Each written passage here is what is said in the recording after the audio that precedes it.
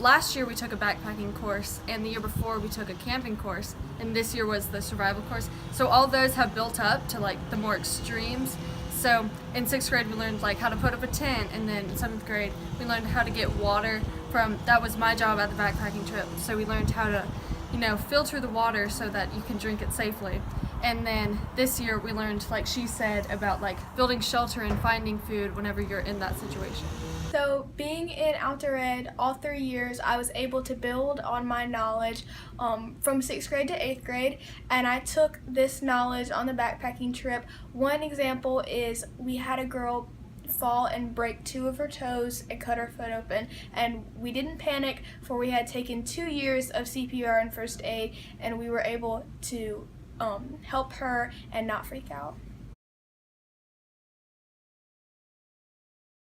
So in our survival course, we learned the 7 steps. So first you have to focus on your positive mental attitude, and then you have to get first aid, and then shelter, fire, signaling, and then water and food.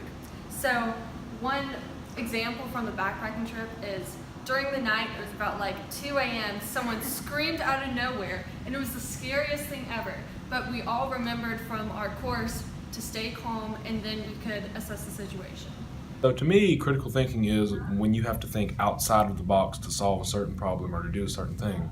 So for example, on the backpacking trip, there's a set way that you hike. There's the certain steps for hiking, the certain things you generally wear, stuff like that. But let's say that you go on a hiking trip and it's raining. Well, you don't want to hike downhill and go into where the rain will be collecting. So you have to change what you're doing and use critical thinking and hike uphill. Critical thinking is being able to solve a problem as quickly and maturely as possible in the situation.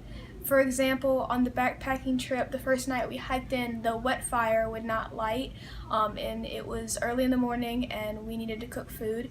So we looked through our bags when we had minimal supplies and found certain things like tissues and easy flammable things, and used that to start our fire. I mean, you go on an outdoor ed trip and you go camping like that, and everything that you do was taught to you in the classroom, and you've acquired all that knowledge from the classroom and from learning and from paying attention and all that stuff. So it really made me realize how much I've learned in the past 2 years and how I can put that knowledge to good use outside of the classroom.